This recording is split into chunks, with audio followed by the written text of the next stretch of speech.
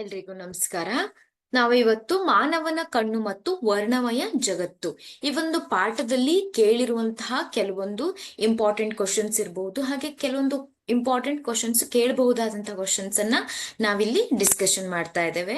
I hope ನಿಮ್ಗೆ ಈ video ಅನ್ನ ನೋಡಿದ್ರೆ ನಿಮ್ಗೆ ಈ ಪಾಠದಲ್ಲಿ ಕೇಳಿರುವಂತಹ ಕೆಲವೊಂದು ಇಂಪಾರ್ಟೆಂಟ್ ಕ್ವಶನ್ಸ್ ಯಾವ ರೀತಿಯಾಗಿ ಪ್ರಶ್ನೆಯನ್ನ ಕೇಳ್ತಾರೆ ಅನ್ನುವಂತಹ ಒಂದು ಐಡಿಯಾ ಸಿಗತ್ತೆ. ಐ ಹೋಪ್ ನಿಮ್ಗೆ ಈ ವಿಡಿಯೋ ನಿಮ್ಮ ಬೋರ್ಡ್ ಎಕ್ಸಾಮ್ ಅಲ್ಲಿ ಒಳ್ಳೆ ಮಾರ್ಕ್ಸ್ ಅನ್ನ ತೆಗೆದುಕೊಳ್ಳಿಕ್ಕೆ ಹೆಲ್ಪ್ ಆಗತ್ತೆ ಅಂತ ಅನ್ಕೊಳ್ತೇನೆ. ಸೊ ನಾವು ಮೊದಲನೇದಾಗಿ ಈ ಒಂದು ವಿಡಿಯೋದಲ್ಲಿ ಮಲ್ಟಿಪಲ್ ಚಾಯ್ಸ್ ಕ್ವಶನ್ಸ್ ಅನ್ನ ಡಿಸ್ಕಸ್ ಮಾಡ್ತಾ ಇದ್ದೇವೆ.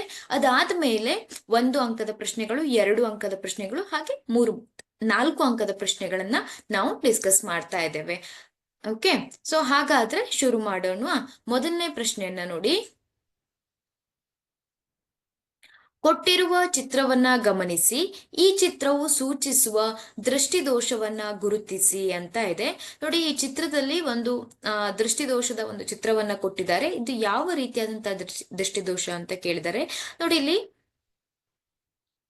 ಈ ಒಂದು ಪ್ರತಿಬಿಂಬ ರೆಟಿನಾದ ಮೇಲೆ ಉಂಟಾಗ್ತಾ ಇಲ್ಲ, ಇಲ್ಲಿ ಉಂಟಾಗ್ತಾ ಇದೆ ಅಲ್ವಾ. ಇದು ಯಾವ ರೀತಿಯಾದಂತಹ ಒಂದು ದೃಷ್ಟಿದೋಷ ಅಂತ ಗುರುತಿಸಬೇಕು. ಆಪ್ಷನ್ ಎ ಪ್ರಿಸ್ಬಯೋಪಿಯಾ, ಆಪ್ಷನ್ ಬಿ ದೂರದೃಷ್ಟಿ ಹೈಪರ್ಮೆಟ್ರೋಪಿಯಾ ಅಂತಾನು ಕೂಡ ಕರೀತಾರೆ, ಆಪ್ಷನ್ ಸಿ ಸಮೀಪ ದೃಷ್ಟಿದೋಷ ಮಯೋಪಿಯಾ, ಆಪ್ಷನ್ ಡಿ ಕಣ್ಣಿನ ಪೊರೆ. ಇಲ್ಲಿ ನೋಡಿ, ಇಲ್ಲಿ ನೀವು ಪ್ರತಿಬಿಂಬ ಉಂಟಾಗುವುದನ್ನ ಗಮನಿಸಿದ್ರೆ ನಿಮ್ಗೆ ಗೊತ್ತಾಗತ್ತೆ ಇದು ಸಮೀಪ ದೃಷ್ಟಿದೋಷ. ಆಪ್ಷನ್ ಸಿ ಸಮೀಪ ದೃಷ್ಟಿದೋಷ ಮಯೋಪಿಯಾ ಅಂತಾನು ಕೂಡ ಇದನ್ನ ಕರೀತಾರೆ ಅಲ್ವಾ. ಆಪ್ಷನ್ ಸಿ ಸರಿಯಾದ ಉತ್ತರ.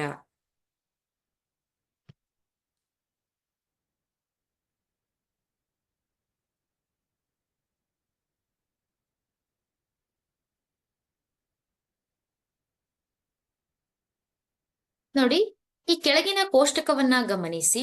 ಇಲ್ಲಿ ದ್ರವ ಮಾಧ್ಯಮವನ್ನ ಕೊಟ್ಟಿದ್ದಾರೆ, ವಕ್ರೀಭವನ ಸೂಚ್ಯಂಕವನ್ನ ಕೊಟ್ಟಿದ್ದಾರೆ. ಇಲ್ಲಿ PQRS ಅನ್ನುವಂತಹ ಮಾಧ್ಯಮವನ್ನ ಕೊಟ್ಟಿದ್ದಾರೆ. ಇಲ್ಲಿ ವಕ್ರೀಭವನ ಸೂಚ್ಯಂಕ ನೋಡಿ 1.52, 1.44, 2.42, 1.33 ಅಂತ ಕೊಟ್ಟಿದ್ದಾರೆ. ಇಲ್ಲಿ ಪ್ರಶ್ನೆಯನ್ನ ಓದಿ. ಯಾವ ದ್ರವ ಮಾಧ್ಯಮದಲ್ಲಿ ಬೆಳಕಿನ ವೇಗ ಅತ್ಯಂತ ಹೆಚ್ಚಾಗಿರುತ್ತದೆ ಅಂತ ಕೇಳಿದ್ದಾರೆ. ನೋಡಿ, ಇಲ್ಲಿ ವಕ್ರೀಭವನ ಸೂಚ್ಯಂಕ ಕಡಿಮೆ ಇದ್ದ ಹಾಗೆ ಅಲ್ಲಿ ಬೆಳಕಿನ ವೇಗ ಹೆಚ್ಚಾಗಿರುತ್ತೆ. ವಕ್ರೀಭವನ ಸೂಚ್ಯಂಕ ಕಡಿಮೆ ಇರಬೇಕು, ಬೆಳಕಿನ ವೇಗ ಆಗ ಹೆಚ್ಚಾಗಿರುತ್ತೆ. ಕಡಿಮೆ ಇರುವಂತಹ ವಕ್ರೀಭವನ ಸೂಚ್ಯಂಕ ಯಾವುದು? 1.44 ಅಂತ ಇದೆ, ಇಲ್ಲಿದೆ 1.33 ಅಲ್ವಾ. ನೋಡಿ, 1.33 ಈ ಕೊಟ್ಟಿರುವ ಒಂದು ದ್ರವ ಮಾಧ್ಯಮದಲ್ಲಿ ವಕ್ರೀಭವನ ಸೂಚ್ಯಂಕ ಏನಾಗಿದೆ? ಕಡಿಮೆ ವಕ್ರೀಭವನ ಸೂಚ್ಯಂಕ ಇದೆ. ಆದ್ರಿಂದ ನಾವೇನ್ ಹೇಳ್ಬಹುದು? ಆಪ್ಷನ್ ಸಿ ಎಸ್ ಸರಿಯಾದ ಉತ್ತರ.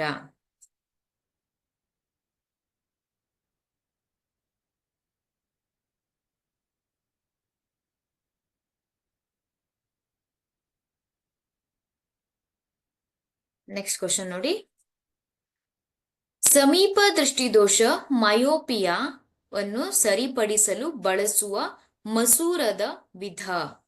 ಈ ಒಂದು ಸಮೀಪ ದೃಷ್ಟಿದೋಷವನ್ನ ಸರಿಪಡಿಸಲಿಕ್ಕೆ ಯಾವ ವಿಧದ ಮಸೂರವನ್ನ ಬಳಸಿದ್ರೆ ಸಾಧ್ಯವಿದೆ ಅಂತ ಕೇಳ್ತಾ ಇದ್ದಾರೆ. ಆಪ್ಷನ್ ಎ ಪೀನ ಮಸೂರ, ಆಪ್ಷನ್ ಬಿ ನಿಮ್ನ ಮಸೂರ, ಆಪ್ಷನ್ ಸಿ ದ್ವಿಸಂಗಮ ದೂರ ಮಸೂರ, ಆಪ್ಷನ್ ಡಿ ನಿಮ್ನ ಪೀನ ಮಸೂರ. ಇಲ್ಲಿ ಆಪ್ಷನ್ ಬಿ ನಿಮ್ನ ಮಸೂರ ಅಲ್ವಾ.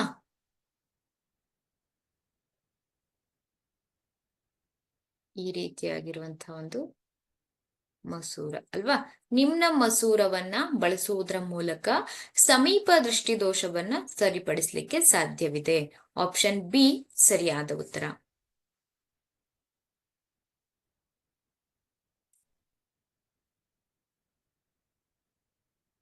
ನೆಕ್ಸ್ಟ್ ಕ್ವಶನ್ ನೋಡಿ. ಚಂದ್ರನ ಮೇಲ್ಮೈನಿಂದ ಆಕಾಶವನ್ನ ನೋಡಿದಾಗ ಅದು ಕಪ್ಪಾಗಿ ಕಾಣುತ್ತದೆ, ಏಕೆಂದರೆ ಆಪ್ಷನ್ ಎ ಸ್ವಲ್ಪವೇ ನೀಲಿ ಮತ್ತು ನೇರಳೆ ಬಣ್ಣಗಳು ಚದುರುತ್ತವೆ, ಆಪ್ಷನ್ ಬಿ ಎಲ್ಲಾ ಬಣ್ಣಗಳು ಚಂದ್ರನಲ್ಲಿರುವ ವಾತಾವರಣದಿಂದ ಹೀರಲ್ಪಡುತ್ತವೆ, ಆಪ್ಷನ್ ಸಿ ಎಲ್ಲಾ ಬಣ್ಣಗಳು ಚದುರಿ ಹೋಗುತ್ತವೆ, ಆಪ್ಷನ್ ಡಿ ಬೆಳಕನ್ನ ಚದುರಿಸಲು ಅಗತ್ಯವಿರುವ ವಾತಾವರಣದ ಕಣಗಳು ಇರುವುದಿಲ್ಲ.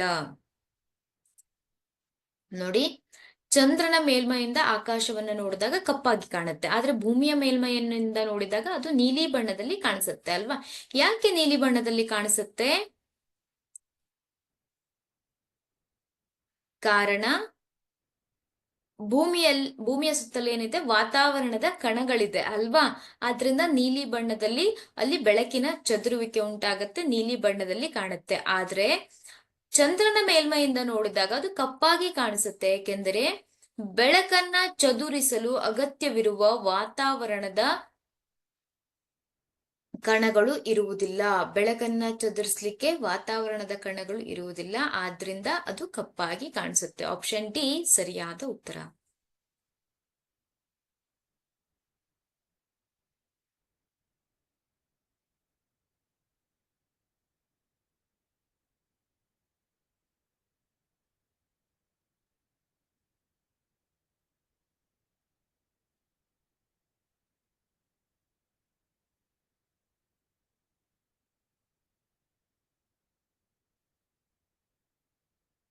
ನೆಕ್ಸ್ಟ್ ಕ್ವಶನ್ ನೋಡಿ, ಮಾನವನ ಕಣ್ಣು ತನ್ನ ಕಣ್ಣಿನ ಮಸೂರದ ಸಂಗಮ ದೂರವನ್ನ ವಿವಿಧ ದೂರಗಳಲ್ಲಿರುವ ವಸ್ತುಗಳು ಕಾಣುವಂತೆ ಸರಿಹೊಂದಿಸಲು ಕಾರಣ.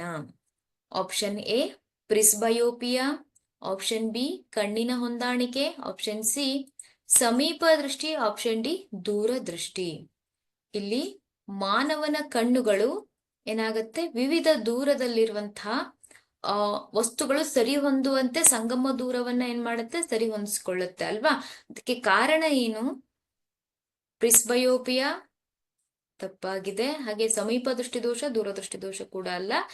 ಕಣ್ಣಿನ ಹೊಂದಾಣಿಕೆ, ಆಪ್ಷನ್ ಬಿ ಸರಿಯಾದ ಉತ್ತರ.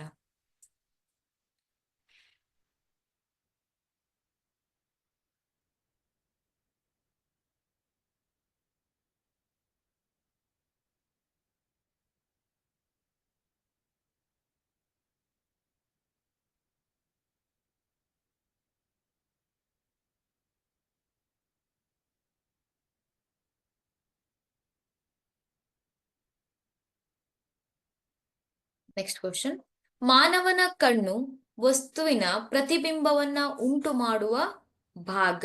ಯಾವ ಒಂದು ಭಾಗದಲ್ಲಿ ವಸ್ತುವಿನ ಪ್ರತಿಬಿಂಬ ಉಂಟಾಗತ್ತೆ ಅಂತ ಕೇಳಿದರೆ, option A cornea, option B ವರ್ಣಪಟಲ, ಆಪ್ಷನ್ ಸಿ ಕಣ್ಣಿನ ಪಾಪೆ, ಆಪ್ಷನ್ ಡಿ ರೆಟಿನಾ. ಯಾವ ಒಂದು ಭಾಗದಲ್ಲಿ ವಸ್ತುವಿನ ಪ್ರತಿಬಿಂಬ ಉಂಟಾಗತ್ತೆ ಅಂತ ಕೇಳಿದ್ದಾರೆ. ಕಾರ್ನಿಯಾದಲ್ಲೂ ಕೂಡ ಉಂಟಾಗಲ್ಲ, ವರ್ಣಪಟದಲ್ಲೂ ಕೂಡ ಉಂಟಾಗುವುದಿಲ್ಲ, ಕಣ್ಣಿನ ಪಾಪೆಯಲ್ಲಿ ಉಂಟಾಗುವುದಿಲ್ಲ. ಉಂಟಾಗುವಂತಹ ಒಂದು ಭಾಗ ಯಾವುದು? Retina, option D.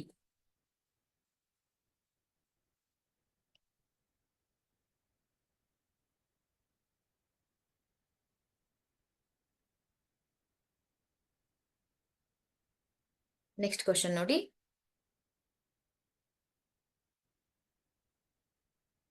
ಸಾಮಾನ್ಯ ದೃಷ್ಟಿದೋಷ ಹೊಂದಿರುವ ಯುವ ವಯಸ್ಕರಿಗೆ ಕಣ್ಣಿನ ಕನಿಷ್ಠ ದೃಷ್ಟಿ ದೂರ. Option A 25 metre, option B 2.5 centimetre, option C 25 centimetre, option D 2.5 metre. ಇಲ್ಲಿ ಸಾಮಾನ್ಯ ದೃಷ್ಟಿಯನ್ನ ಹೊಂದಿರುವಂತಹ ಯುವ ವಯಸ್ಕರಿಗೆ ಕಣ್ಣಿನ ಕನಿಷ್ಠ ದೃಷ್ಟಿ ದೂರ ಎಷ್ಟಾಗಿರುತ್ತೆ? ಅದು 25 ಸೆಂಟಿಮೀಟರ್ ಆಗಿರುತ್ತೆ.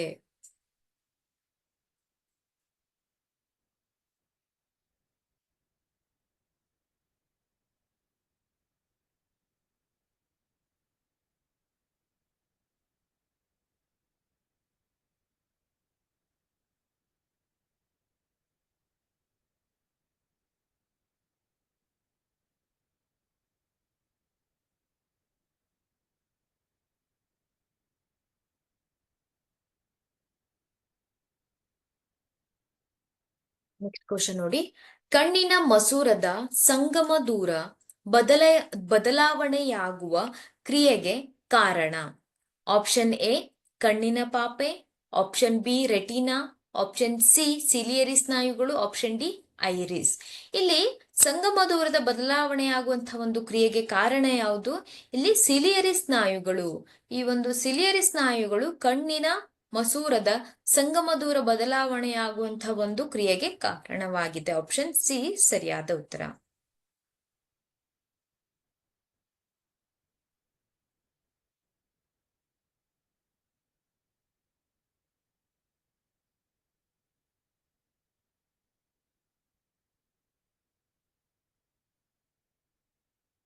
ನೆಕ್ಸ್ಟ್ ಕ್ವಶನ್ ನೋಡಿ. ಚಂದ್ರನ ಮೇಲ್ಮೈನಿಂದ ಗೋಚರಿಸುವ ಆಕಾಶದ ಬಣ್ಣ. ಆಪ್ಷನ್ ಎ ನೀಲಿ, ಆಪ್ಷನ್ ಬಿ ನೇರಳೆ, ಆಪ್ಷನ್ ಸಿ ಕಪ್ಪು, ಆಪ್ಷನ್ ಡಿ ಕೆಂಪು. ನಾವು ಚಂದ್ರನ ಮೇಲ್ಮೈಯಿಂದ ನೋಡಿದಾಗ ಆಕಾಶದ ಬಣ್ಣ ನೀಲಿಯಾಗಿ ಕಾಣಿಸೋದಿಲ್ಲ, ಅದು ಕಪ್ಪಾಗಿ ಕಾಣಿಸುತ್ತೆ. ಕಾರಣ, ಬೆಳಕನ್ನ ಚದುರಿಸಲಿಕ್ಕೆ ಬೇಕಾಗಿರುವಂತಹ ವಾತಾವರಣದ ಕಣಗಳು ಚಂದ್ರನ ಮೇಲ್ಮೈಯಲ್ಲಿ ಕಂಡು ಬರೋದಿಲ್ಲ. ಆದ್ರಿಂದ ಚಂದ್ರನ ಮೇಲ್ಮೈಯಿಂದ ಗೋಚರಿಸುವ ಆಕಾಶದ ಬಣ್ಣವು ಕಪ್ಪಾಗಿರುತ್ತೆ.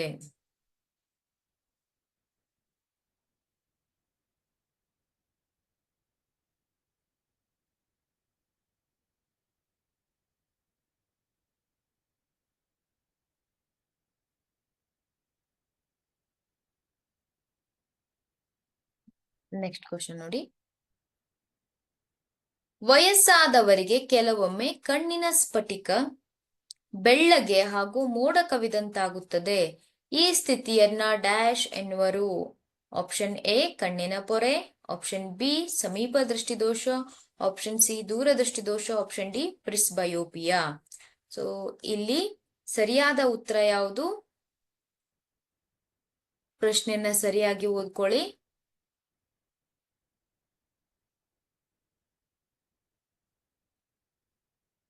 ಕಣ್ಣಿನ ಸ್ಥಿತಿ ಏನಾಗಿರುತ್ತೆ ಅಂದ್ರೆ, ಕಣ್ಣು ಏನಾಗಿರುತ್ತೆ ಅಂದ್ರೆ ಸ್ಫಟಿಕದಂತೆ ಹಾಗೆ ಮೋಡ ಕವಿದಂತಾಗಿರುತ್ತದೆ. ಇದರನ್ನ ಏನಂತ ಕರೀತಾರೆ ಅಂತ ಕೇಳಿದ್ದಾರೆ. ಸಮೀಪ ದೃಷ್ಟಿ ದೋಷ ಅಲ್ಲ, ಹಾಗೆ ದೂರದೃಷ್ಟಿ ದೋಷನೂ ಅಲ್ಲ, ಪ್ರಿಸ್ಬಯೋಪಿಯಾನು ಅಲ್ಲ ಅಲ್ವಾ? ಸರಿಯಾದ ಉತ್ತರ ಕಣ್ಣಿನ ಪೊರೆ.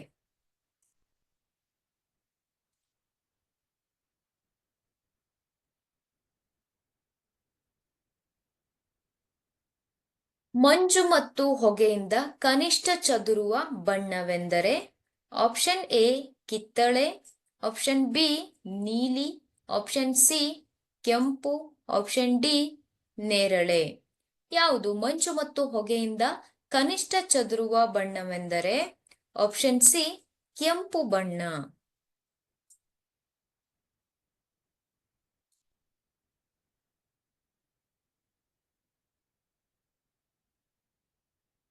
ನೋಡಿ, ಚದುರುವ ಸೂರ್ಯನ ಬೆಳಕಿನ ಬಣ್ಣ ಮತ್ತು ಚದುರಿಸುವ ವಾಯುಮಂಡಲದ ಕಣಗಳ ಗಾತ್ರಕ್ಕೆ ಸಂಬಂಧಿಸಿದಂತೆ ಸರಿಯಾದ ಹೇಳಿಕೆ ಎಂದರೆ?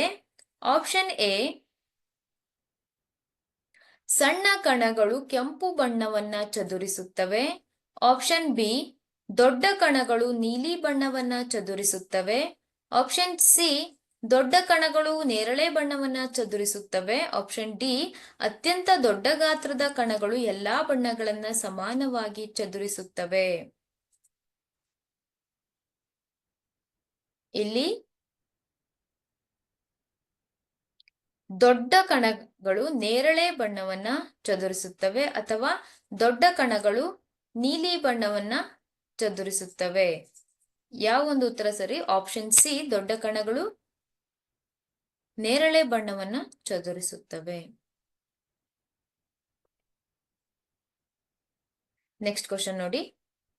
ವಕ್ರೀಭವನ, ಬೆಳಕಿನ ವಕ್ರೀಭವನ ಮತ್ತು ಚದುರುವಿಕೆಗೆ ಸಂಬಂಧಿಸಿದಂತೆ ಕೊಟ್ಟಿರುವ ಹೇಳಿಕೆಗಳಲ್ಲಿ ತಪ್ಪಾದ ಹೇಳಿಕೆಯನ್ನ ಗುರುತಿಸಿ ಅಂತ ಇದೆ. ಆಪ್ಷನ್ ಎ ನಕ್ಷತ್ರಗಳು ಮಿನುಗುತ್ತವೆ, ಆಪ್ಷನ್ ಬಿ ಅತಿ ಎತ್ತರದಲ್ಲಿ ಹಾರುತ್ತಿರುವ ಬಾಹ್ಯಾಕಾಶ ಯಾತ್ರಿಗೆ ಆಕಾಶವು ನೀಲಿಯಾಗಿ ಕಾಣುತ್ತದೆ, ಆಪ್ಷನ್ ಸಿ ಸೂರ್ಯನು ವಾಸ್ತವ ಸೂರ್ಯೋದಯಕ್ಕಿಂತ 2 ನಿಮಿಷ ಮೊದಲು ನಮಗೆ ಗೋಚರಿಸುತ್ತಾನೆ, ಆಪ್ಷನ್ ಡಿ ಗ್ರಹಗಳು ಮಿನುಗುವುದಿಲ್ಲ. ಇಲ್ಲಿ ತಪ್ಪಾದ ಹೇಳಿಕೆಯನ್ನ ಗುರುತಿಸಬೇಕು. ನಕ್ಷತ್ರವು ಮಿನುಗುತ್ತದೆ, ಇದು ಸರಿಯಾಗಿದೆ ಅಲ್ವಾ? ಗ್ರಹಗಳು ಮಿನುಗುವುದಿಲ್ಲ, ಇದು ಕೂಡ ಸರಿಯಾದ ಹೇಳಿಕೆ. ಸೂರ್ಯನು ವಾಸ್ತವ ಸೂರ್ಯೋದಯಕ್ಕಿಂತ 2 ನಿಮಿಷ ಮೊದಲು ನಮಗೆ ಗೋಚರಿಸುತ್ತಾನೆ. ಇದು ಕೂಡ ಸರಿಯಾಗಿದೆ. ಆದರೆ ಅತಿ ಎತ್ತರದಲ್ಲಿ ಹಾರುತ್ತಿರುವ ಬಾಹ್ಯಾಕಾಶ ಯಾತ್ರೆಗೆ ಆಕಾಶವು ನೀಲಿಯಾಗಿ ಕಾಣುತ್ತದೆ. ಇದು ತಪ್ಪಾಗಿದೆ ಅಲ್ವಾ? ಅಲ್ಲಿ ಆಕಾಶವು ನೀಲಿಯಾಗಿ ಕಾಣೋದಿಲ್ಲ. ಯಾಕೆಂದ್ರೆ ಅಲ್ಲಿ ಬೆಳಕಿನ ಚದುರುವಿಕೆ ಉಂಟಾಗುವುದಿಲ್ಲ ಅಲ್ವಾ? ಬೆಳಕಿನ ಚದುರುವಿಕೆ ಇಲ್ಲದೆ ಇರೋದ್ರಿಂದ ಅದು ಕಪ್ಪಾಗಿ ಕಾಣಿಸುತ್ತೆ. ಆದ್ರಿಂದ ತಪ್ಪಾದ ಹೇಳಿಕೆ ಯಾವುದು? Option B. ಆಪ್ಷನ್ ಬಿ ಈ ಒಂದು ಪ್ರಶ್ನೆಗೆ ಸರಿಯಾದ ಉತ್ತರ.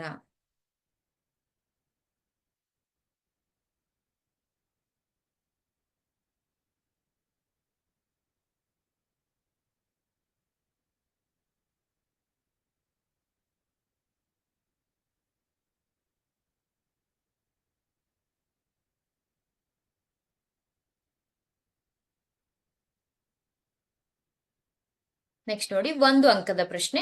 ಇಲ್ಲಿಯವರೆಗೆ ನಾವು ಬಹು ಆಯ್ಕೆ ಪ್ರಶ್ನೆಗಳನ್ನ ಸಾಲ್ವ್ ಮಾಡಿದ್ವಿ ಅಲ್ವಾ? ಈಗ ನೋಡಿ 1 ಅಂಕದ ಪ್ರಶ್ನೆ. ಸಾಮಾನ್ಯ ದೃಷ್ಟಿಯುಳ್ಳವರಿಗೆ ಸಮೀಪ ಬಿಂದು ಮತ್ತು ದೂರ ಬಿಂದುಗಳು ಯಾವುವು ಅಂತ ಇದೆ. ಸಾಮಾನ್ಯ ದೃಷ್ಟಿಯುಳ್ಳವರಿಗೆ ಸಮೀಪ ಬಿಂದು ಮತ್ತು ದೂರ ಬಿಂದುಗಳು ಯಾವುದು ಅಂತ ಇದೆ. ಸಾಮಾನ್ಯ ದೃಷ್ಟಿಯುಳ್ಳವರಿಗೆ ಸಮೀಪ ಬಿಂದು 25 ಸೆಂಟಿಮೀಟರ್ ಆಗಿರುತ್ತೆ ಮತ್ತು ದೂರ ಬಿಂದು ಅನಂತ ದೂರ ಇರುತ್ತದೆ, ಅಂದ್ರೆ ಇನ್ಫಿನಿಟಿ.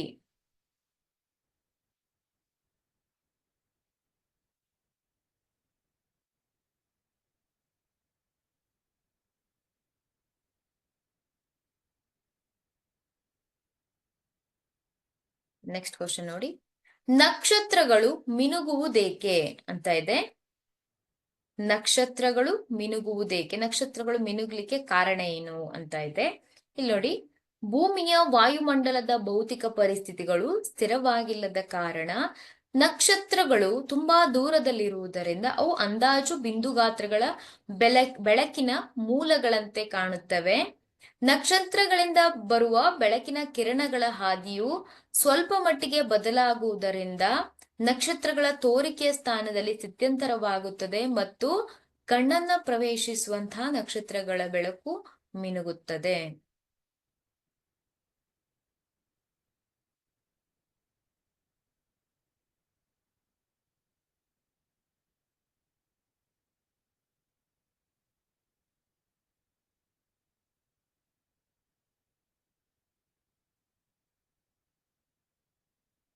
ನೆಕ್ಸ್ಟ್ ಕ್ವಶನ್ ನೋಡಿ, ನಾವು ಕಣ್ಣು ಮತ್ತು ವಸ್ತುವಿನ ನಡುವಿನ ದೂರವನ್ನ ಹೆಚ್ಚಿಸಿದಾಗ ಕಣ್ಣಿನಲ್ಲಿ ಅದರ ಪ್ರತಿಬಿಂಬದ ದೂರ ಏನಾಗುತ್ತದೆ? ನೋಡಿ, ಪ್ರಶ್ನೆಯನ್ನ ಸರಿಯಾಗಿ ಓದ್ಕೊಳ್ಳಿ.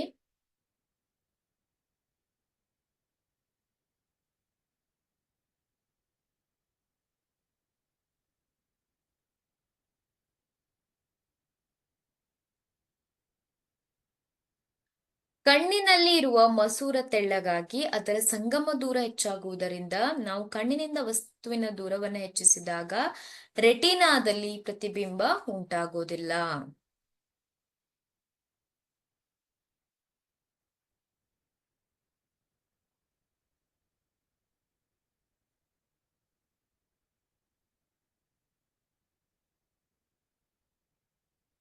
ನೆಕ್ಸ್ಟ್ ಕ್ವಶನ್ ನೋಡಿ, ಇದು ಕೂಡ 1 ಅಂಕದ ಪ್ರಶ್ನೆ.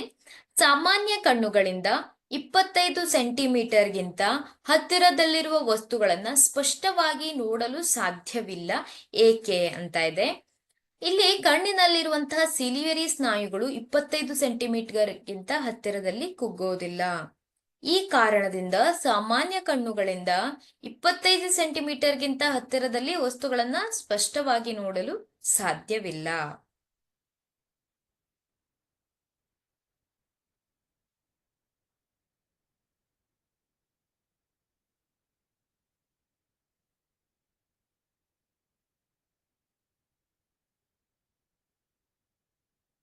ನೋಡಿ, ಕಣ್ಣಿನ ಹೊಂದಾಣಿಕೆ ಸಾಮರ್ಥ್ಯ ಎಂದರೇನು? ಇದು ಕೂಡ 1 ಅಂಕದ ಪ್ರಶ್ನೆ.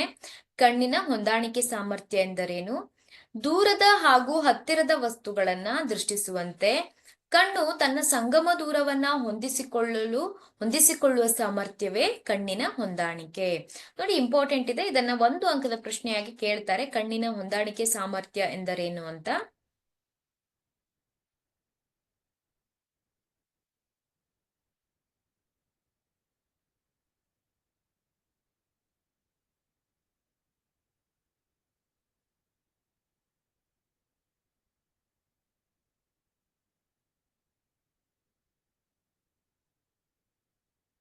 ನೋಡಿ, ಇದಷ್ಟು 1 ಅಂಕದ ಪ್ರಶ್ನೆಗಳು.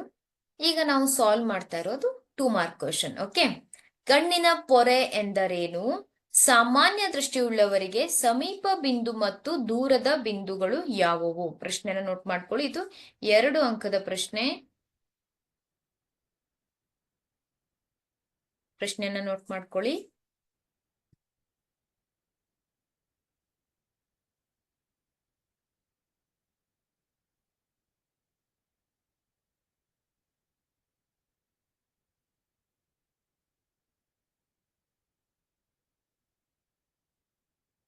ನೆಕ್ಸ್ಟ್ ಕ್ವಶನ್ ನೋಡಿ. ಇಲ್ಲಿ ಕಣ್ಣಿನ ಪೊರೆ ಎಂದರೇನು ಅನ್ನೋದು ನಿಮ್ಗೆ ಗೊತ್ತಿದೆ ಅಲ್ವಾ? ವಯಸ್ಸಾದ ನಂತರ ಏನಾಗತ್ತೆ, ಕಣ್ಣಿನ ಒಳಗೆ ಬಿಳಿಯದಾಗಿ ಬೆಳ್ಳಗೆ ಒಂದು ದೃಷ್ಟಿ ಮಂಜಾಗತ್ತೆ ಅಲ್ವಾ? ಅಂದ್ರೆ ವಸ್ತುಗಳು ಗೋಚರಿಸೋದಿಲ್ಲ. ಆ ಒಂದು ಸ್ಥಿತಿಯನ್ನ ವಯೋಸಹಜವಾಗಿ ಉಂಟಾಗುತ್ತೆ. ಅದನ್ನ ಕಣ್ಣಿನ ಪೊರೆ ಅಂತಾರೆ. ಸಾಮಾನ್ಯ ದೃಷ್ಟಿಯುಳ್ಳವರಿಗೆ ಸಮೀಪ ಬಿಂದು 25 ಸೆಂಟಿಮೀಟರ್ ಮತ್ತು ದೂರ ಬಿಂದುಗಳು ಅನಂತದಲ್ಲಿರುತ್ತೆ ಅಲ್ವಾ?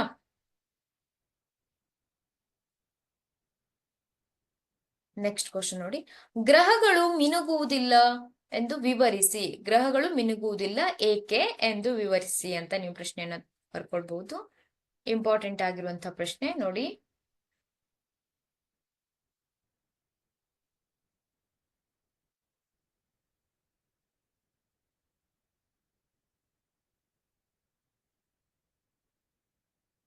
ಗ್ರಹಗಳು ಭೂಮಿಗೆ ತುಂಬಾ ಹತ್ತಿರದಲ್ಲಿವೆ ಮತ್ತು ವಿಸ್ತರಿಸಿದ ಬೆಳಕಿನ ಮೂಲಗಳಂತೆ ಕಾಣುತ್ತವೆ. ನಾವು ಒಂದು ಗ್ರಹವನ್ನ ಹಲವಾರು ಬಿಂದು ಗಾತ್ರದ ಬೆಳಕಿನ ಮೂಲಗಳ ಒಂದು ಸಂಗ್ರಹ ಎಂದು ಭಾವಿಸಿದರೆ, ಒಟ್ಟು ಎಲ್ಲಾ ಬಿಂದುಗಳಿಂದ ನಮ್ಮ ಕಣ್ಣನ್ನ ತಲುಪುವ ಬೆಳಕಿನ ವ್ಯತ್ಯಾಸವು ಎಲ್ಲಾ ಬಿಂದುಗಳ ಬೆಳಕಿನ ಸರಾಸರಿಗೆ ಹತ್ತಿರವಾಗುತ್ತದೆ. ಅದರಿಂದಾಗಿ ಗ್ರಹಗಳ ಮಿನುಗುವಿಕೆ ಶೂನ್ಯವಾಗಿದೆ.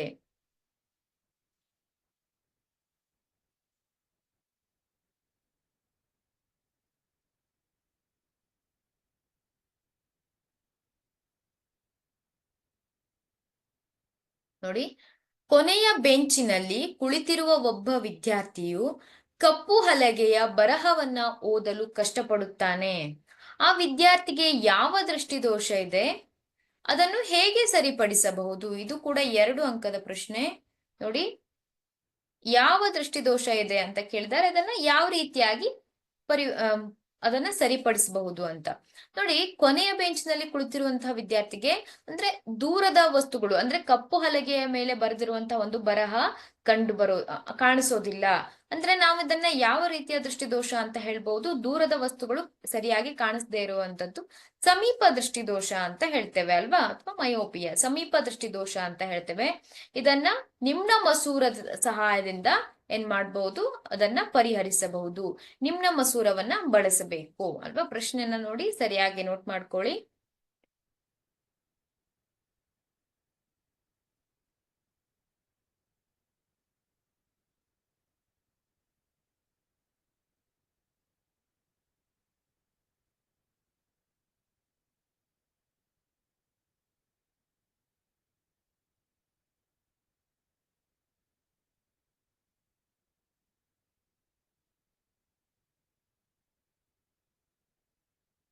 ನೆಕ್ಸ್ಟ್ ಕ್ವಶನ್ ನೋಡಿ. ಇಲ್ಲಿ ಕೊಟ್ಟಿರುವ ಚಿತ್ರದಲ್ಲಿ AB ಪತನ ಕಿರಣ, AB ಅನ್ನುವಂಥದ್ದು ಪತನ ಕಿರಣ, BC ವಕ್ರಿಮ ಕಿರಣ ಹಾಗೂ MN ಬಿಂದುವಿನಲ್ಲಿ MN ಪತನ ಬಿಂದುವಿನಲ್ಲಿ ಎಳೆದಂತ ಲಂಬ. ಇಲ್ಲಿ ಏನಾಗ್ತಾ ಇದೆ? ಪತನ ಬಿಂದುವಿನಲ್ಲಿ ಎಳೆದಂತ ಲಂಬ. ಯಾವ ಮಾಧ್ಯಮವು ಹೆಚ್ಚು ಸಾಂದ್ರವಾಗಿದೆ ಏಕೆ ಅಂತ ಇದೆ. ನೋಡಿ, ಇಲ್ಲಿ AB ಮಾಧ್ಯಮ 2ರಿಂದ ಬರ್ತಾ ಇದೆ ಅಲ್ವಾ? ವಿರಳ ಮಾಧ್ಯಮದಿಂದ ಬರ್ತಾ ಇದೆ ಅಂತ ಅನ್ಕೊಳ್ಳಿ. ಮಾಧ್ಯಮ 2ರಿಂದ ಬರ್ತಾ ಇದೆ. ನಂತರ ನೋಡಿ ಅದೇನಾಗಿದೆ, ಇಲ್ಲಿ ಒಂದು ಲಂಬವನ್ನ ಎಳೆದಿದ್ದಾರೆ. MN ಲಂಬವನ್ನ ಎಳೆದಿದ್ದಾರೆ. ಈ ಲಂಬದಿಂದ ಏನಾಗಿದೆ ಅಂದ್ರೆ ಅದು ಲಂಬದ ಕಡೆಗೆ ಬಾಗಿದೆ ಅಲ್ವಾ? ಈ ರೀತಿಯಾಗಿ ಲಂಬದ ಕಡೆಗೆ ಬಾಗಿದೆ. ಅದೇನಾಗಿಲ್ಲ, ಆ ಒಂದು ಕಿರಣ ಲಂಬದಿಂದ ದೂರಕ್ಕೆ ಬಾಗಿಲ್ಲ ಅಲ್ವಾ? ಆದ್ರಿಂದ ನಾವೇನ್ ಹೇಳ್ಬಹುದು? ಮಾಧ್ಯಮ 1 ಸಾಂದ್ರ ಮಾಧ್ಯಮ ಅಂತ ಹೇಳ್ಬಹುದು. ಯಾವ ಮಾಧ್ಯಮ ಸಾಂದ್ರವಾಗಿದೆ? ಮಾಧ್ಯಮ 1 ಸಾಂದ್ರವಾಗಿದೆ ಅಂತ ಹೇಳ್ಬಹುದು.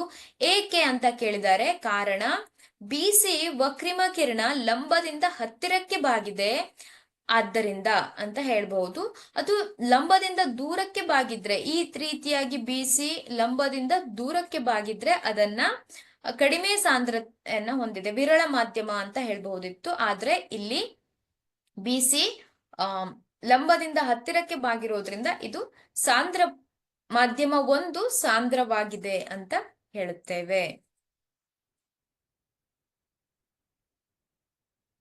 ನೋಡಿ, ಭೂಮಿಯ ವಾಯುಮಂಡಲದಲ್ಲಿ ಬೆಳಕಿನ ವಕ್ರೀಭವನದಿಂದ ಕಂಡುಬರುವ ಯಾವುದಾದರೂ 4 ವಿದ್ಯಮಾನಗಳನ್ನ ತಿಳಿಸಿ. ಇದು ಕೂಡ 2 ಅಂಕದ ಪ್ರಶ್ನೆ. ಭೂಮಿಯ ವಾಯುಮಂಡಲದಲ್ಲಿ ಬೆಳಕಿನ ವಕ್ರೀಭವನದಿಂದ ಕಂಡುಬರುವಂತಹ ಯಾವುದಾದ್ರೂ 4 ವಿದ್ಯಮಾನಗಳು ಅಂತ ಇದೆ. ಪ್ರಶ್ನೆಯನ್ನ ನೋಟ್ ಮಾಡ್ಕೊಳ್ಳಿ, ಇದು ಕೂಡ ರಿಪೀಟೆಡ್ ಆಗಿ ಕೇಳಿರುವಂತಹ ಒಂದು ಪ್ರಶ್ನೆ.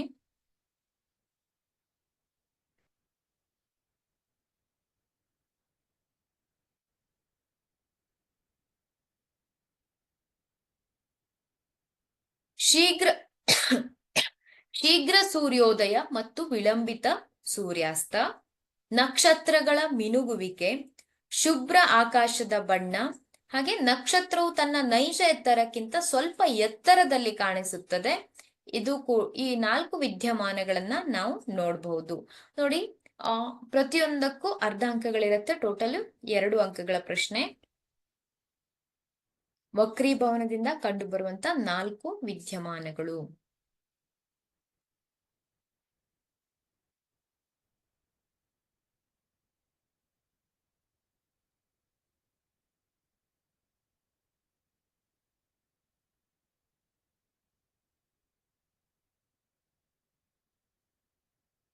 ನೆಕ್ಸ್ಟ್ ಕ್ವಶನ್ ನೋಡಿ, ಶುಭ್ರ ಆಕಾಶದ ಬಣ್ಣ ನೀಲಿ ಏಕೆ ಅಂತ ಕೇಳಿದ್ದಾರೆ. ಇದು 1 ಅಂಕಕ್ಕೂ ಕೇಳಬಹುದು ಅಥವಾ 2 ಅಂಕಕ್ಕೆ ಕೇಳಬಹುದಾದಂತ ಪ್ರಶ್ನೆ.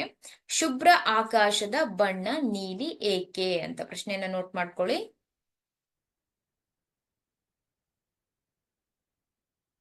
ವಾಯುಮಂಡಲದಲ್ಲಿನ ಗಾಳಿಯ ಅಣುಗಳು ಮತ್ತು ಸಣ್ಣ ಕಣಗಳು ಗೋಚರ ಬೆಳಕಿನ ತರಂಗಾಂತರಕ್ಕಿಂತ ಸಣ್ಣದಾಗಿರುತ್ತದೆ.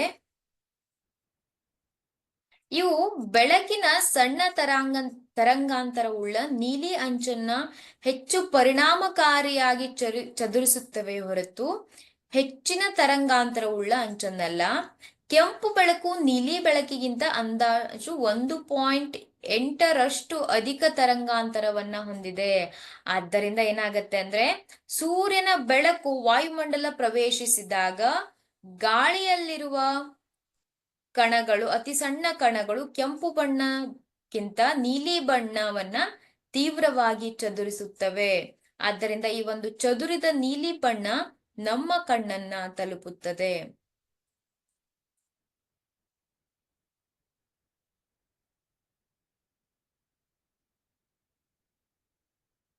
ಎರಡು ಅಂಕಕ್ಕೆ ಕೇಳಬಹುದಾದಂತ ಪ್ರಶ್ನೆ.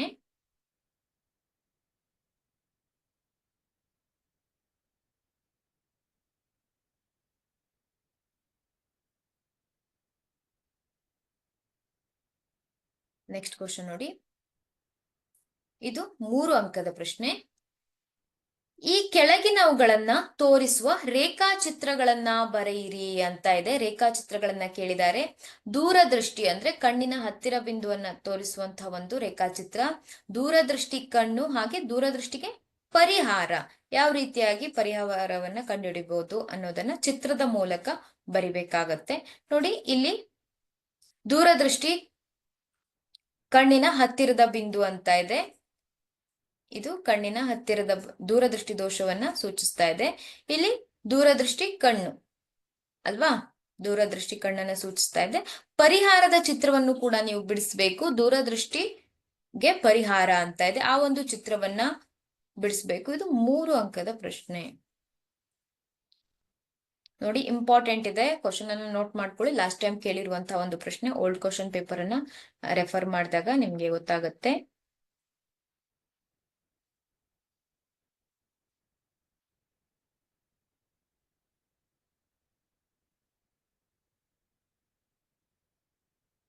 ನೆಕ್ಸ್ಟ್ ಕ್ವಶನ್ ನೋಡಿ,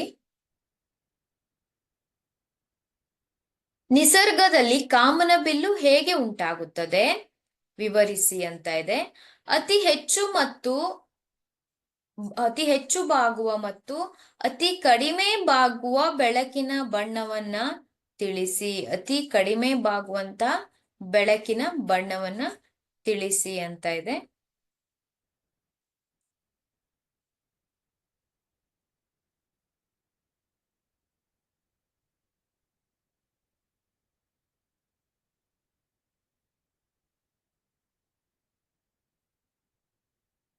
ನೋಡಿ, ಕಾಮನ ಬಿಲ್ಲು ಮಳೆಯ ನಂತರ ಆಕಾಶದಲ್ಲಿ ಕಾಣುವ ನೈಸರ್ಗಿಕ ರೋಹಿತವಾಗಿದೆ. ವಾತಾವರಣದಲ್ಲಿರುವಂತಹ ನೋಡಿ, ವಾತಾವರಣದಲ್ಲಿರುವಂತಹ ಪ್ರತಿಯೊಂದು ನೀರಿನ ಹನಿಗಳೇನಾಗತ್ತೆ ಅಂದ್ರೆ ಅವು ಕಿರುಪಟ್ಟಕಗಳಂತೆ ವರ್ತಿಸುತ್ತೆ. ನೋಡಿ, ಈ ರೀತಿಯಾಗಿ ಕಿರುಪಟ್ಟಕ ಅಂದ್ರೆ ಈ ರೀತಿಯಾಗಿರುತ್ತೆ ಅಲ್ವಾ. ಯಾವಾಗ ಸೂರ್ಯನ ಬೆಳಕು ಈ ಒಂದು ಹನಿಗಳ ಮೂಲಕ ಬೀಳತ್ತೋ ಆಗ ಏನಾಗತ್ತೆ ಅಂದ್ರೆ ಈ ಬಿಳಿಯ ಬೆಳಕು ಏನಾಗತ್ತೆ, 7 ಬಣ್ಣಗಳಾಗಿ ಈ ರೀತಿಯಾಗಿ ವಿಭಜನೆ ಆಗತ್ತೆ ಅಲ್ವಾ. ಆದ್ರಿಂದ ಅವು ಸೂರ್ಯನ ಪತನ ಕಿರಣಗಳನ್ನ ವಕ್ರೀಭವನಗೊಳಿಸಿ ಚದುರಿಸುತ್ತವೆ. ನಂತರ ಆಂತರಿಕವಾಗಿ ಪ್ರತಿಫಲಿಸುತ್ತವೆ. ಅಂತಿಮವಾಗಿ ನೀರಿನ ಹನಿಗಳಿಂದ ಹೊರಬರುವಾಗ ವಕ್ರೀಭವನ ಹೊಂದುತ್ತೆ. ನೀರಿನ ಹನಿಗಳಿಂದ ಹೊರಬರಬೇಕು ಅಂದಾಗ ವಕ್ರೀಭವನ ಹೊಂದುತ್ತೆ. ಆದ್ರಿಂದ ಈ ರೀತಿಯಾಗಿ ಕಾಮನ bill ಉಂಟಾಗತ್ತೆ. Very important question, repeated ಆಗಿ ಕೇಳಿರುವಂತಹ ಒಂದು ಪ್ರಶ್ನೆ.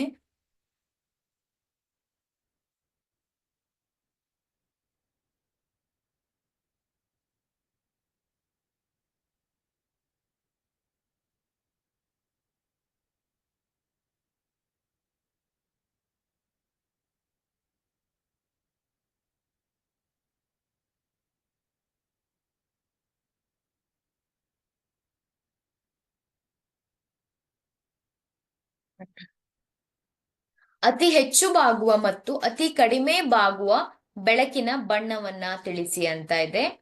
ಇಲ್ಲಿ ಅತಿ ಹೆಚ್ಚು ಯಾವ ಬಣ್ಣ ಬಾಗತ್ತೆ, ಹಾಗೆ ಅತಿ ಕಡಿಮೆ ಯಾವ ಬಣ್ಣ ಬಾಗತ್ತೆ ಅನ್ನೋದನ್ನ ಬರಿಬೇಕಾಗತ್ತೆ. ನೋಡಿ, ಇಲ್ಲಿ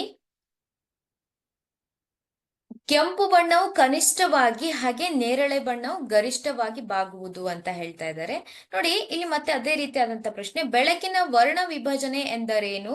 ಪಟ್ಟಕದಲ್ಲಿ ಬೆಳಕು ವಿಭಜನೆ ಹೊಂದಿದ ನಂತರ ಕನಿಷ್ಠ ಬಾಗುವ ಬೆಳಕಿನ ಬಣ್ಣ ಮತ್ತು ಗರಿಷ್ಠ ಬಾಗುವ ಬೆಳಕಿನ ಬಣ್ಣವನ್ನ ತಿಳಿಸಿ ಅಂತ ಇದೆ.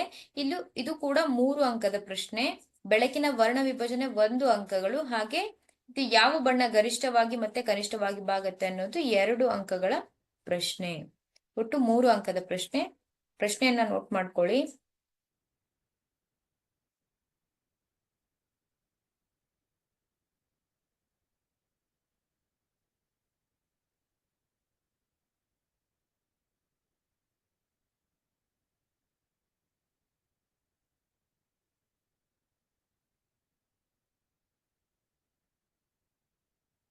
ಬಿಳಿಯ ಬೆಳಕು ಅದರ ಘಟಕ ಬಣ್ಣಗಳಾಗಿ ವಿಭಜನೆ ಹೊಂದುವುದನ್ನ ಬೆಳಕಿನ ವರ್ಣ ವಿಭಜನೆ ಎನ್ನುತ್ತೇವೆ. ನೋಡಿ, ಕೆಂಪು ಬಣ್ಣವು ಕನಿಷ್ಠವಾಗಿ ಮತ್ತು ನೇರಳೆ ಬಣ್ಣವು ಗರಿಷ್ಠವಾಗಿ ಬಾಗುವುದು ಅಂತ ಹೇಳ್ತಾ ಇದ್ದೇವೆ.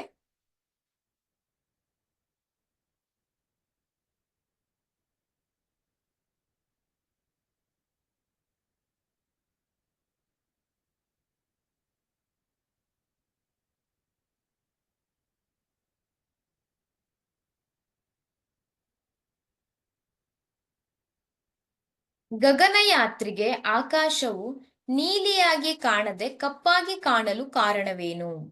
ಗಗನಯಾತ್ರಿಗೆ ಆಕಾಶವು ನೀಲಿಯಾಗಿ ಕಾಣೋದಿಲ್ಲ, ಯಾಕೆ ಕಪ್ಪಾಗಿ ಕಾಣಿಸುತ್ತೆ ಅಂತ ಇದೆ. ನೋಡಿ, ಪ್ರಶ್ನೆಯನ್ನ ನೋಟ್ ಮಾಡ್ಕೊಳ್ಳಿ.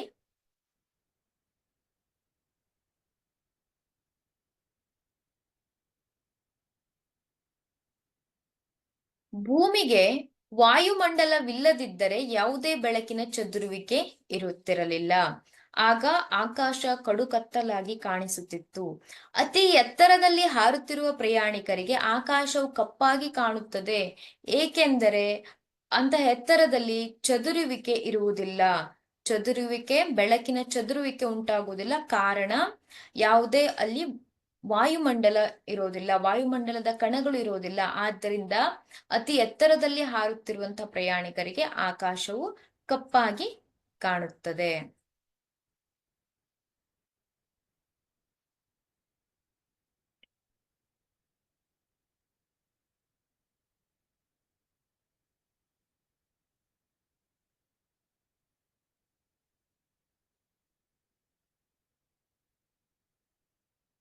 ನೆಕ್ಸ್ಟ್ ಕ್ವಶನ್ ನೋಡಿ.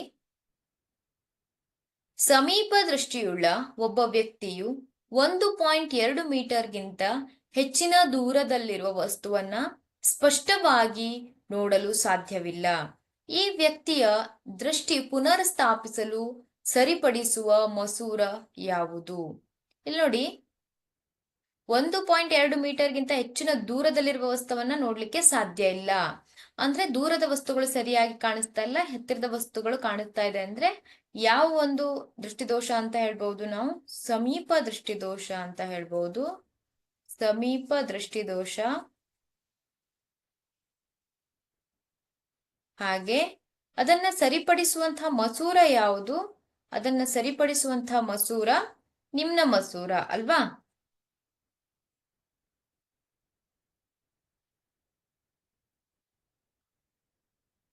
ನೋಡಿ, ಸಮೀಪ ದೃಷ್ಟಿಯುಳ್ಳ ಒಬ್ಬ ವ್ಯಕ್ತಿಯು 1.2 ಮೀಟರ್ಗಿಂತ ಹೆಚ್ಚಿನ ದೂರದಲ್ಲಿರುವ ವಸ್ತುವನ್ನ ಸ್ಪಷ್ಟವಾಗಿ ನೋಡಲು ಅಸಮರ್ಥನು, ಏಕೆಂದರೆ ಈ ಸಂದರ್ಭದಲ್ಲಿ ವಸ್ತುವಿನ ಪ್ರತಿಬಿಂಬವು ರೆಟಿನಾದ ಮುಂದೆ ಉಂಟಾಗುತ್ತದೆ.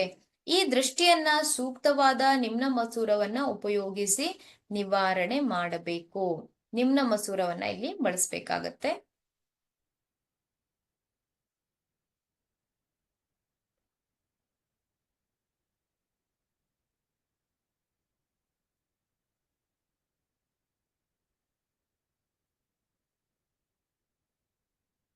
ನೆಕ್ಸ್ಟ್ ಕ್ವಶನ್ ನೋಡಿ. ಟಿಂಡಾಲ್ ಪರಿಣಾಮವನ್ನ ವಿವರಿಸಿ ಅಂತ ಇದೆ. ಟಿಂಡಾಲ್ ಪರಿಣಾಮವನ್ನ ವಿವರಿಸಿ.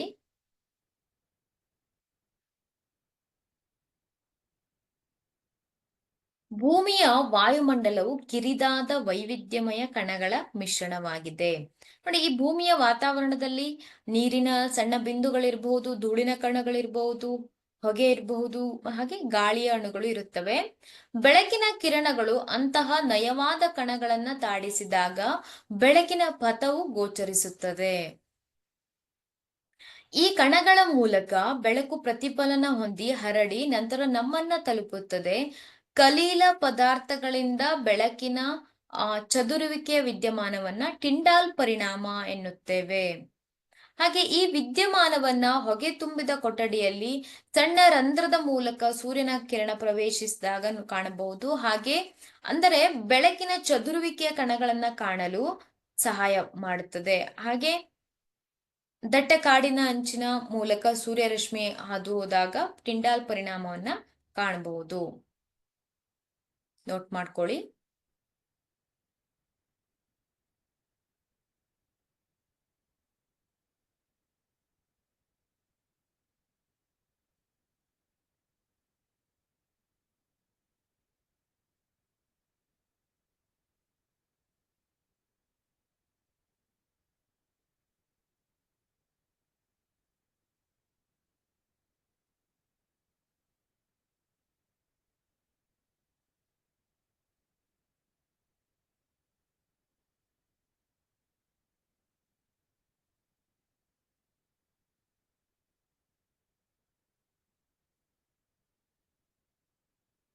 ಪ್ರಿಸ್ಬಯೋಪಿಯಾ ಹೇಗೆ ಉಂಟಾಗುತ್ತದೆ ವಿವರಿಸಿ ಅಂತ ಇದೆ.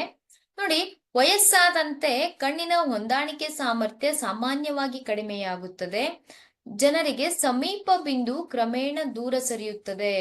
ಅಂತವರು ಹತ್ತಿರದ ವಸ್ತುಗಳನ್ನ ಆರಾಮದಾಯಕವಾಗಿ ಮತ್ತೆ ಸ್ಪಷ್ಟವಾಗಿ ಸರಿಪಡಿಸುವ ಕನ್ನಡಕವಿಲ್ಲದೆ ನೋಡಲು ಸಾಧ್ಯವಿಲ್ಲ. ಈ ದೋಷವನ್ನ ಪ್ರಿಸ್ಬಯೋಪಿಯಾ ಎನ್ನುತ್ತೇವೆ.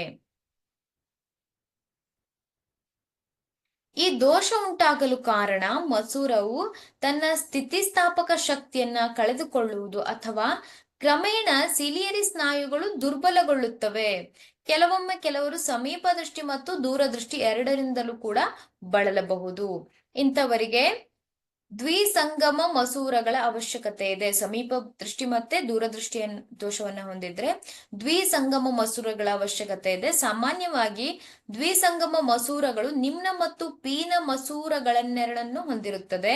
ಮೇಲ್ಭಾಗದಲ್ಲಿರುವಂತಹ ನಿಮ್ನ ಮಸೂರವು ದೂರದ ನೋಟವನ್ನ ಹಾಗೂ ಕೆಳಗಿನ ಭಾಗದ ಪೀನ ಮಸೂರವು ಸಮೀಪದ ನೋಟವನ್ನ ಸುಗಮಗೊಳಿಸುತ್ತದೆ. ಈಗಿನ ದಿನಗಳಲ್ಲಿ ಕಣ್ಣಿನ ವಕ್ರೀಭವನ ದೋಷಗಳನ್ನ ಸರಿಪಡಿಸಲು ಕಣ್ಣಿನೊಳಗೆ ಅಳವಡಿಸುವಂತಹ ಮಸೂರದಿಂದ ಹಾಗೆ ಶಸ್ತ್ರಚಿಕಿತ್ಸೆಗಳಿಂದಲೂ ಕೂಡ ಸರಿಪಡಿಸಬಹುದು. ನೋಡಿ, ಪ್ರಿಸ್ಬಯೋಪಿಯಾದ ಬಗ್ಗೆನೂ ಕೇಳ್ತಾರೆ. ಹಾಗೆ ಸಮೀಪ ದೃಷ್ಟಿ ದೋಷದ ಬಗ್ಗೆ, ಮಯೋಪಿಯಾದ ಬಗ್ಗೆ, ಹೈಪರ್ಮೆಟ್ರೋಪಿಯಾದ ಬಗ್ಗೆ, ಇದ್ರ ಬಗ್ಗೆನೂ ಕೂಡ ಬರೆಯಲಿಕ್ಕೆ ಕೇಳಬಹುದು ಪ್ರಶ್ನೆಯನ್ನ.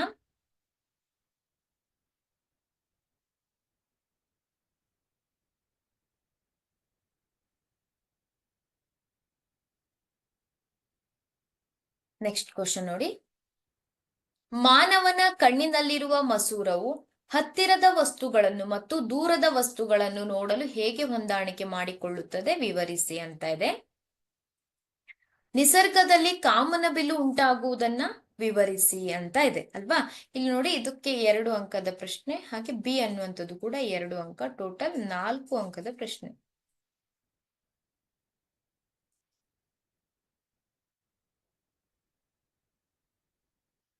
ಕಣ್ಣಿನ ತಂತುಗಳು, ಮಸೂರದ ತಂತುಗಳು ಜೆಲ್ಲಿಯಂತಹ ವಸ್ತುಗಳಿಂದ ಕೂಡಿದೆ.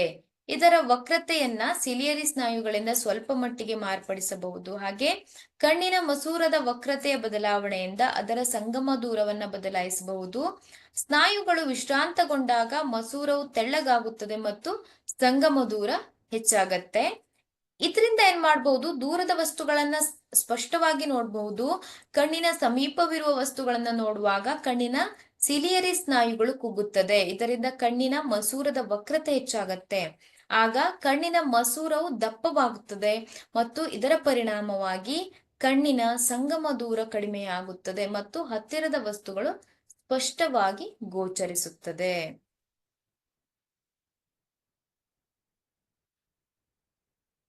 ಈ ರೀತಿಯಾಗಿ ಕಣ್ಣಿನ ಹೊಂದಾಣಿಕೆಯನ್ನ ಮಾನವನಲ್ಲಿರುವಂತಹ ಕಣ್ಣಿನ ಮಸೂರವು ಹತ್ತಿರದ ಮತ್ತೆ ದೂರದ ವಸ್ತುಗಳನ್ನ ನೋಡಲು ಹೊಂದಾಣಿಕೆ ಮಾಡಿಕೊಳ್ಳುತ್ತದೆ.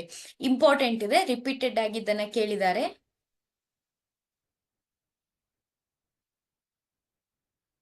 ನೋಡಿ, ಕಾಮನಬಿಲ್ಲು ಹೇಗೆ ಉಂಟಾಗುತ್ತದೆ ಅಂತ ಇದೆ. ಈ ಪ್ರಶ್ನೆಯನ್ನ ಆಲ್ರೆಡಿ ನಾವು ನೋಡಿದ್ದೇವೆ. ಇದನ್ನ 2 ಅಂಕಕ್ಕೆ ಇಲ್ಲಿ ಕೇಳಿದ್ದಾರೆ. ನೋಡಿ, ಯಾವ ರೀತಿಯಾಗಿ ಕಾಮನಬಿಲ್ಲು ಉಂಟಾಗತ್ತೆ ಅನ್ನೋದನ್ನ ಕೊಟ್ಟಿದ್ದಾರೆ. ಇಂಪಾರ್ಟೆಂಟ್ ಇರುವಂತಹ ಒಂದು ಪ್ರಶ್ನೆ.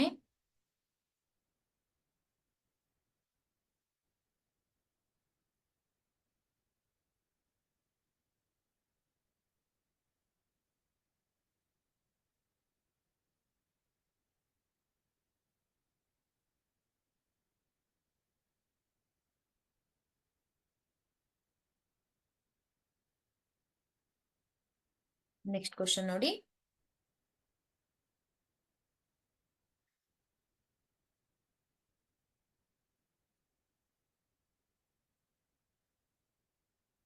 ಕಣ್ಣು ತನ್ನ ಸಮೀಪದ ವಸ್ತುಗಳು ಮತ್ತು ದೂರದಲ್ಲಿರುವ ವಸ್ತುಗಳನ್ನ ನೋಡಲು ಹೇಗೆ ಹೊಂದಾಣಿಕೆ ಮಾಡಿಕೊಳ್ಳುತ್ತದೆ, ವಿವರಿಸಿ ಅಂತ ಇದೆ.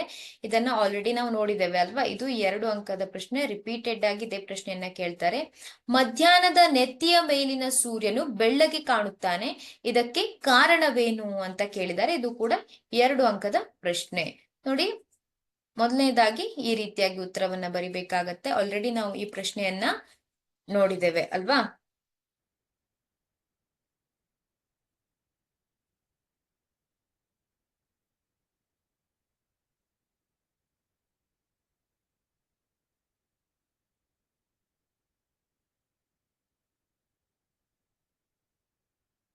ಎರಡನೇ ಪ್ರಶ್ನೆಯನ್ನ ನೋಡಿ, ಬಿ ಪ್ರಶ್ನೆ ಏನಿದೆ ನೋಡಿ, ಮಧ್ಯಾಹ್ನದಲ್ಲಿ ನೆತ್ತಿಯ ಮೇಲಿನ ಸೂರ್ಯನು ಬೆಳ್ಳಗೆ ಕಾಣುತ್ತಾನೆ, ಇದಕ್ಕೆ ಕಾರಣವೇನು ಅಂತ ಇದೆ.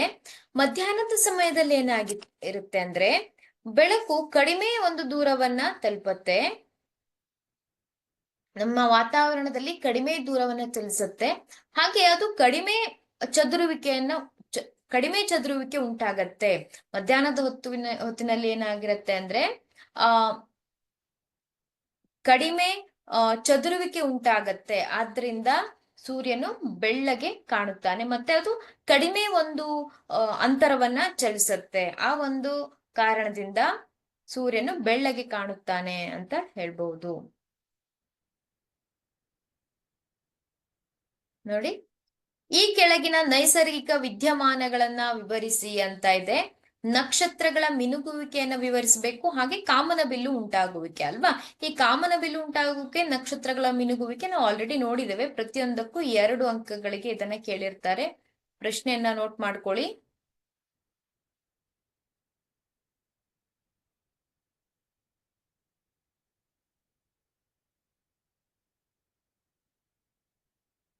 ನಕ್ಷತ್ರಗಳು ಮಿನುಗುವುದೇಕೆ ಅನ್ನೋದನ್ನ ನೋಡಿದ್ವಿ ಅಲ್ವಾ. ನೋಡಿ, ನಕ್ಷತ್ರಗಳು ಮಿನುಗುವುದೇಕೆ, ಯಾಕೆ ನಕ್ಷತ್ರಗಳ ಮಿನುಗುವಿಕೆ ಉಂಟಾಗತ್ತೆ ಅಂದ್ರೆ ಅದು ನಕ್ಷತ್ರಗಳ ಬೆಳಕಿನ ವಕ್ರೀಭವನದಿಂದ ಉಂಟಾದಂತಹ ಒಂದು ವಿದ್ಯಮಾನ ಅಲ್ವಾ. ಅದು ನಕ್ಷತ್ರಗಳಿಂದ ಹೊರಟಂತಹ ಬೆಳಕು ಏನಾಗತ್ತೆ, ವಾಯುಮಂಡಲವನ್ನ ಪ್ರವೇಶಿಸಿ ಭೂಮಿಯನ್ನ ತಲುಪುವ ಮುನ್ನ ಸತತವಾಗಿ ವಕ್ರೀಭವನ ಹೊಂದುತ್ತದೆ ಅಲ್ವಾ.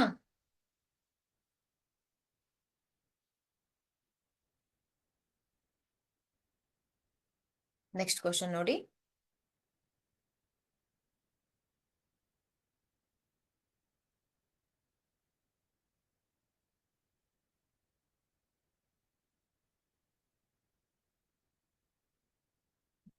ಹಾಗೆ ಕಾಮನಬಿಲ್ಲು ಉಂಟಾಗುವಿಕೆಯನ್ನ ಕೇಳಿದ್ದಾರೆ. ಈ ಒಂದು ಪ್ರಶ್ನೆಗೆ ಉತ್ತರವನ್ನ ನಾವು ಆಲ್ರೆಡಿ ನೋಡಿದ್ದೇವೆ ಅಲ್ವಾ. 2 ಅಂಕಕ್ಕೆ ಕೇಳಿರುವಂತಹ ಪ್ರಶ್ನೆ ಇದು. ಪ್ರತಿಯೊಂದು ಒಟ್ಟು 4 ಅಂಕದ ಪ್ರಶ್ನೆ.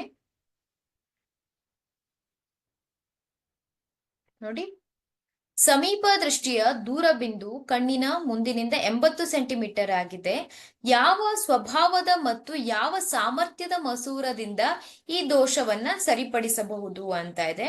ನೋಡಿ, ಇದನ್ನ ಯಾವ ರೀತಿಯಾಗಿ ಸಾಲ್ವ್ ಮಾಡ್ಬೇಕು ಅಂದ್ರೆ, ಇಲ್ಲಿ ಪ್ರತಿಬಿಂಬದ ದೂರ ನಮ್ಗೆ ಗೊತ್ತಿದೆ, v = -80 ಅಂತ ತೆಗೆದುಕೊಂಡಿದ್ದೇವೆ. ಹಾಗೆ ಸಂಗಮ ದೂರ f ಅಲ್ವಾ.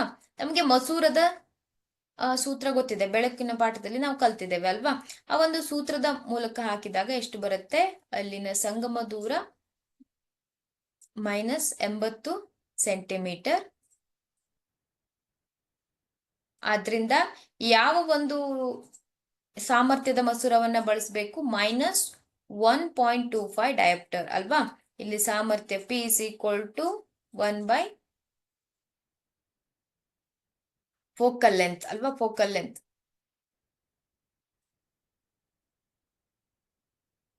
0.8 ಮೀಟರ್ ಅಲ್ಲಿ ತೆಗೆದುಕೊಂಡಿದ್ದಾರೆ. ಈ ಸೂತ್ರದಿಂದ ನಾವೇನು ಕಂಡುಹಿಡಿಯಬಹುದು, ಯಾವ ಒಂದು ಸಾಮರ್ಥ್ಯದ ಮಸೂರವನ್ನ ಬಳಸ್ತಾರೆ ಅನ್ನೋದನ್ನ ಕಂಡುಹಿಡಿಯಬಹುದು. ದೂರದ ಮತ್ತು ಹತ್ತಿರದ ವಸ್ತುಗಳನ್ನ ನೋಡಲು ಕಣ್ಣು ಹೇಗೆ ಹೊಂದಾಣಿಕೆ ಮಾಡಿಕೊಳ್ಳುತ್ತದೆ. Most repeated question. ಈ ಕ್ವಶನ್ ಕೂಡ ಲಾಸ್ಟ್ ಇಯರ್ ರಿಪೀಟ್ ಆಗಿದೆ. ನಕ್ಷತ್ರಗಳು ಮಿನುಗುತ್ತವೆ ಏಕೆ, ವಿವರಿಸಿ. ಇದು ಕೂಡ ಪ್ರತಿಯೊಂದು 2 ಅಂಕದ ಪ್ರಶ್ನೆ. ಒಟ್ಟು ಈ ಒಂದು ಪ್ರಶ್ನೆ 4 ಅಂಕವನ್ನ ಇಡುವಂತಹ ಒಂದು ಪ್ರಶ್ನೆ. ನೋಡಿ, ಇಂಪಾರ್ಟೆಂಟ್ ಆಗಿದೆ. ಈ ಪ್ರಶ್ನೆಗಳನ್ನ ಪ್ರಾಕ್ಟೀಸ್ ಮಾಡಿ, ರಿಪೀಟೆಡ್ ಆಗಿ ಪ್ರಾಕ್ಟೀಸ್ ಮಾಡಿ. ಅದ್ ನಿಮ್ಗೆ ಹೆಲ್ಪ್ ಆಗುತ್ತೆ, ನಿಮ್ಮ ಬೋರ್ಡ್ ಎಕ್ಸಾಮಿಗೆ ಕೂಡ ಹೆಲ್ಪ್ ಆಗುತ್ತೆ. ಗೊತ್ತಾಯ್ತಾ. ನೋಡಿ, ಉತ್ತರವನ್ನ ನಾವು ಆಲ್ರೆಡಿ ಡಿಸ್ಕಷನ್ ಮಾಡಿದ್ದೇವೆ ಅಲ್ವಾ.